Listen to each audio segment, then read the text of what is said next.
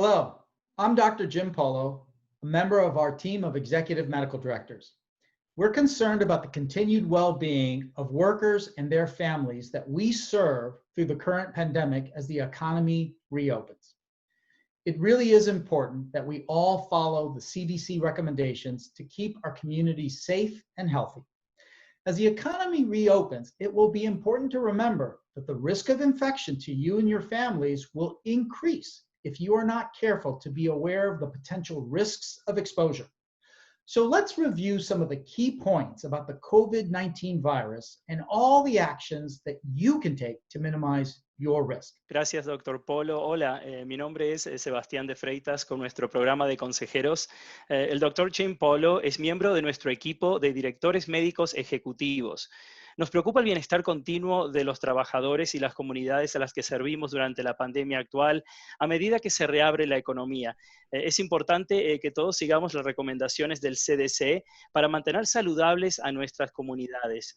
A medida que la economía se reabre, será importante recordar que el riesgo de infección para usted y su familia aumentará si no tiene cuidado de estar consciente de los riesgos potenciales de exposición. Así que revisemos algunos puntos claves sobre el virus COVID-19 y todas las acciones que puede tomar para minimizar su riesgo. The COVID-19 virus is a novel or new virus to humans, but it falls within a class of viruses that are common and well known. Like all viruses, its main purpose is to simply reproduce itself. From the point of infection, the typical course lasts about 14 days. For the first few days, most people will have no symptoms at all. Despite that, they will still be shedding the virus and potentially infecting others. As the virus replicates in numbers, many people will start to have symptoms, of which the most common are a fever, greater than 100.4, a dry cough, and fatigue, or feeling tired. Some people may have other symptoms, of which the most concerning is difficulty breathing. In general, most people will have a natural immune response that overcomes the virus and completely gets rid of it. There are some people that will get infected and recover completely without ever having any noticeable symptoms at all. Now, you will hear about the reproductive rate, which simply refers to the number of people each infected person infects. The community goal is to have that reproductive rate be less than 1. So that means that at any given time, the total number of infected people is actually decreasing. What we have learned about this virus is that it spreads through respiratory droplets that are expelled from the mouth during normal breathing and talking.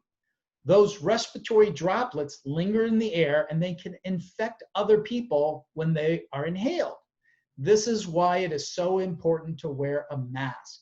If you are infected, almost all of those respiratory droplets will be trapped inside of your mask. Wearing a mask will also help prevent you from inhaling the droplets from other people.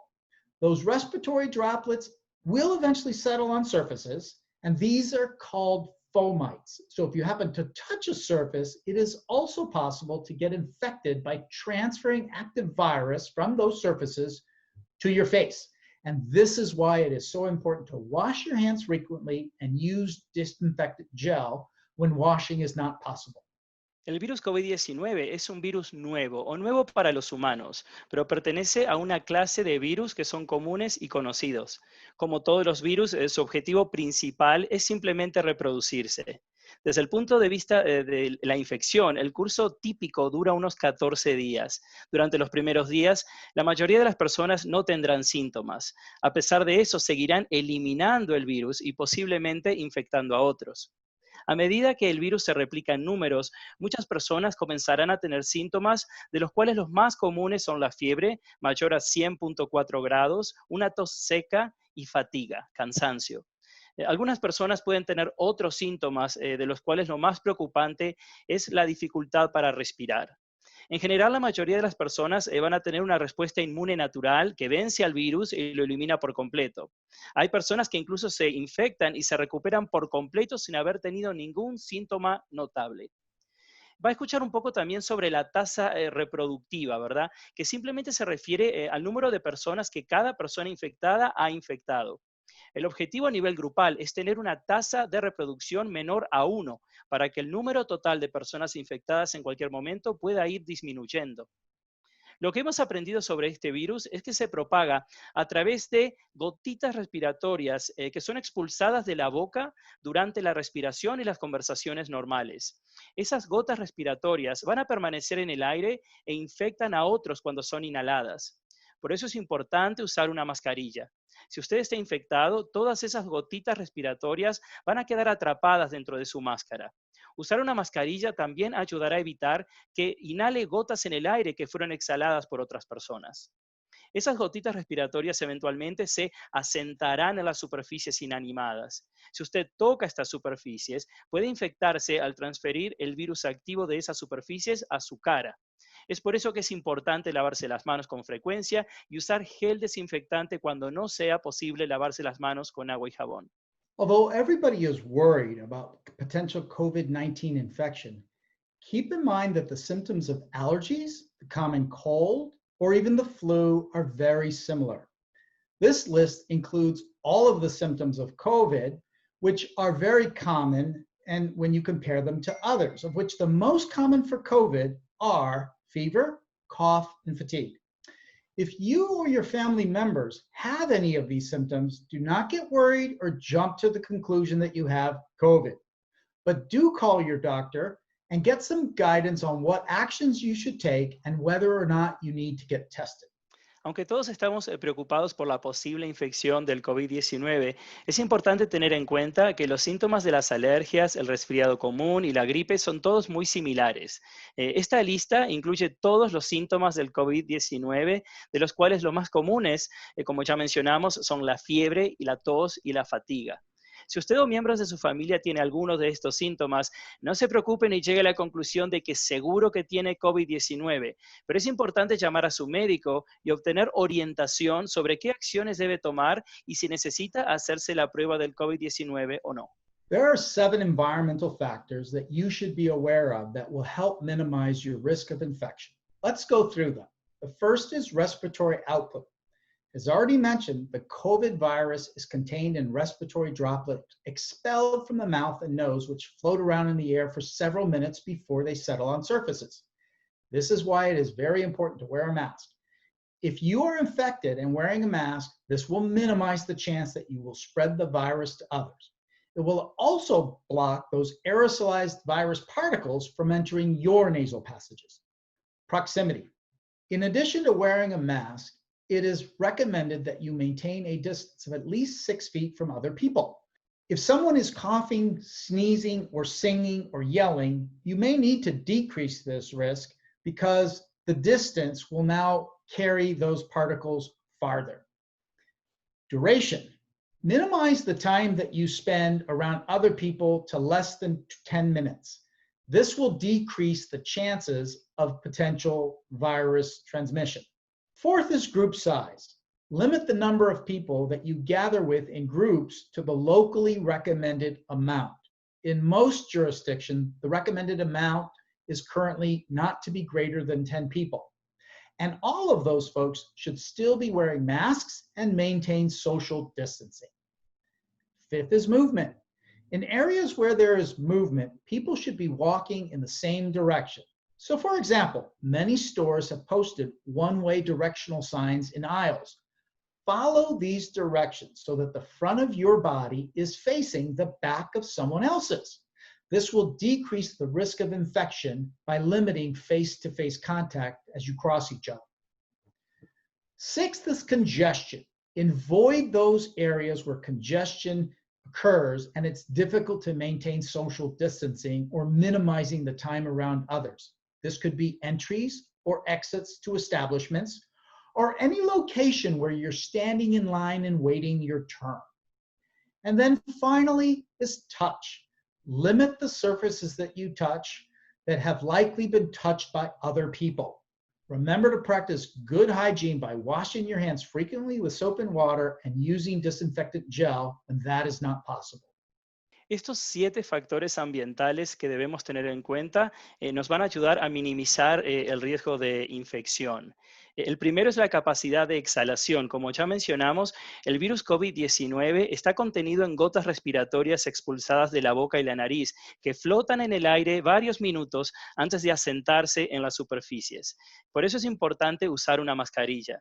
Si está infectado y tiene una mascarilla puesta, va a minimizar la posibilidad de contagiar el virus a otras personas. También va a impedir que las partículas del virus proyectadas ingresen en sus fosas nasales. Segundo, la proximidad. También es importante esto porque además de usar la mascarilla, se recomienda mantener una distancia de al menos 6 pies o 1,83 metros de otras personas. Esto va a ser de esta manera. Si usted tose, estornuda, canta o grita, entonces la distancia va a tener que aumentarse. Tercero es la duración. Minimice el tiempo que pasa con otras personas a menos de 10 minutos. Esto disminuirá las posibilidades de una posible transmisión del virus. Cuarto, el tamaño del grupo, importantísimo. Limite la cantidad de personas con las que se reúne a grupos que son las recomendadas por su gobierno local, por sus agencias de salud. En la mayoría de las jurisdicciones se recomienda que los grupos de personas no sean mayores de 10 y todos deben usar mascarillas y mantener el distanciamiento social. Quinto, el movimiento. En áreas donde hay mucho movimiento, las personas deben caminar todas en la misma dirección. Por ejemplo, muchas tiendas han publicado carteles direccionales, unidireccionales, en los pasillos. Siga estas instrucciones para que la parte delantera de su cuerpo quede frente a la parte posterior de la persona que va caminando delante suyo. Esto va a disminuir la propagación de la infección al limitar el contacto cara a cara. Sexto, el congestionamiento. Evite áreas de congestión en las que es difícil mantener el distanciamiento social o minimizar el tiempo con los demás. Esto puede ser en las entradas o salidas de establecimientos o en cualquier lugar donde usted esté esperando su turno, por ejemplo, haciendo una cola, haciendo una fila. Y por último, el contacto. Limite las superficies que toca probablemente que otras personas pudieran haber tocado, pasamanos de escaleras, botones de elevadores. Recuerde practicar una buena higiene lavándose las manos con agua y jabón con frecuencia y utilizando desinfectante en gel cuando no sea posible usar agua y jabón. As the social restrictions are lifted, more establishments will be opening. This is going to be a welcome change for many people. But remember, there will still be a continued risk of infection.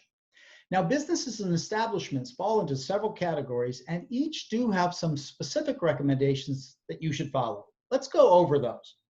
So, food and drink establishments are starting to allow dine-in, and they do have expanded limits on the number of people that can be served at any given time. Group sizes usually still limited to 10 or less. And those groups still need to be practicing social distancing to some degree and wearing masks while they're waiting to get in and before they leave. When not actually eating or drinking, masks should be worn. Now, for popular establishments, it's important to make sure that you consider making a reservation so that you don't get there and are waiting around for a long period of time with other people.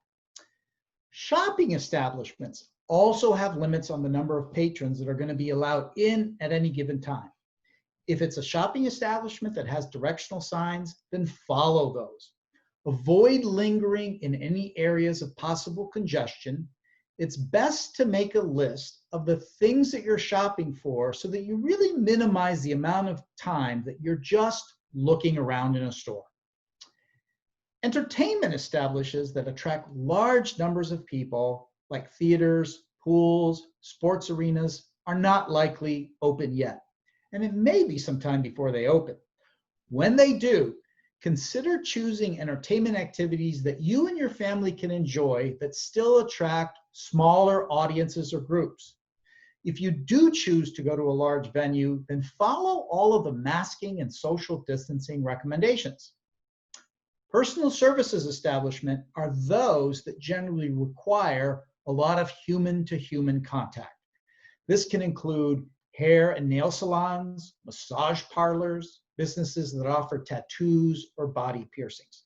Now, for these services, it's important to make an appointment before your treatment. Arrive promptly and leave immediately after the services are complete. It's important to minimize touching your face while you're being treated and then washing your hands very carefully afterward. Physical fitness establishments will likely allow exercise and increased physical activity without masking, although if you can and want to wear a mask, you should. Remember that when you're exercising, people breathe faster and deeper, and so maintaining social distance of greater than 6 feet will likely be important. Do not linger around once you have finished exercising, and consider showering and cleaning up at home. A medida que se levantan las restricciones sociales, se van a abrir más establecimientos.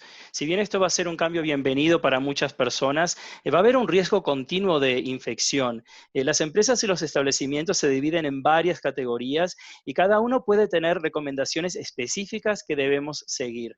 Los establecimientos de alimentos y bebidas están permitiendo cenar y han ampliado los límites para que la cantidad de personas que puedan servir en un momento dado sea mayor. El tamaño del grupo generalmente se limita a 10 o menos y los grupos aún deben practicar distanciamiento social. Cuando en realidad uno no está comiendo o bebiendo, debería utilizar la mascarilla. Para establecimientos populares es importante hacer una reserva para que uno no tenga que estar esperando en la puerta para poder entrar. Los establecimientos de compras también tienen límites en la cantidad de clientes que permiten en un momento dado. Siga cualquier señal direccional y evite detenerse en áreas de posible congestionamiento de personas. Es mejor si usted hace una lista de lo que necesita comprar para minimizar la cantidad de tiempo que simplemente está buscando dentro de la tienda.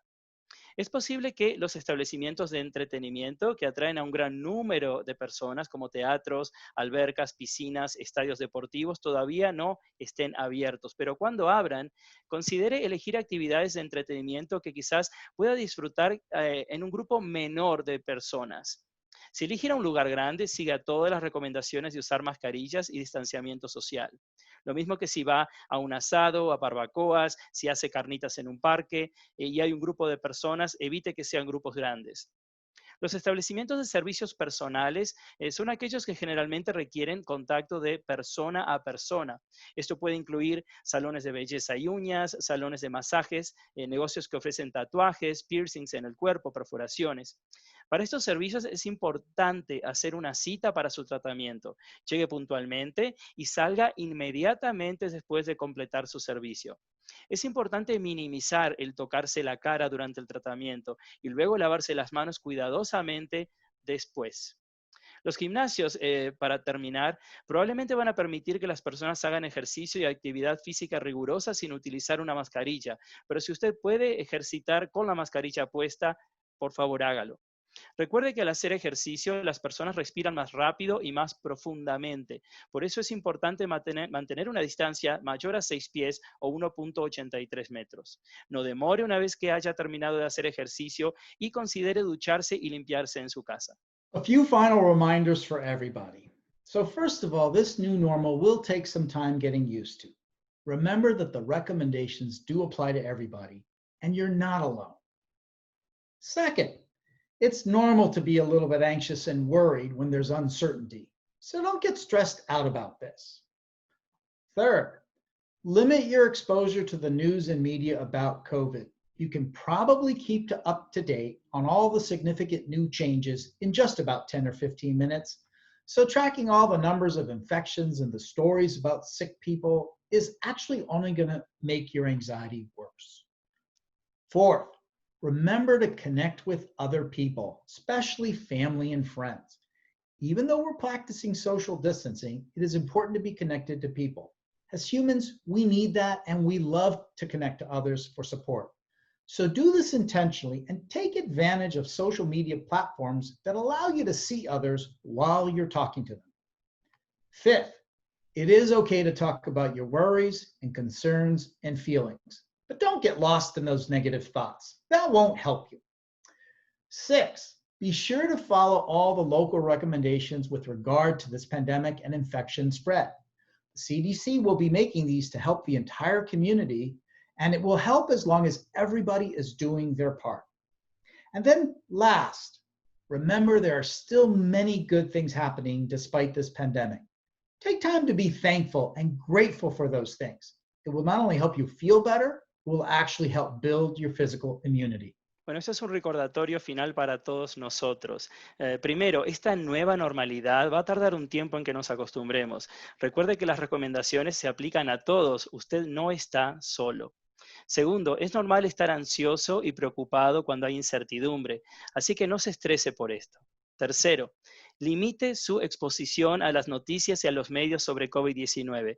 Probablemente usted pueda mantenerse actualizado sobre todos los desarrollos importantes en solamente 10 o 15 minutos. El seguir todos los números de infecciones e historias sobre personas enfermas simplemente va a aumentar su ansiedad. Cuarto, recuerde conectarse con otras personas, especialmente familiares y amigos.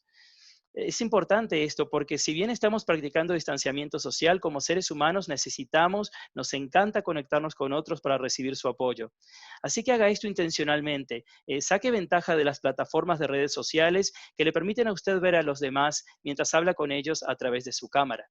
Quinto, está bien hablar sobre sus preocupaciones, inquietudes y sentimientos sobre el COVID-19, pero no se pierda en pensamientos negativos. Esto no le va a ayudar.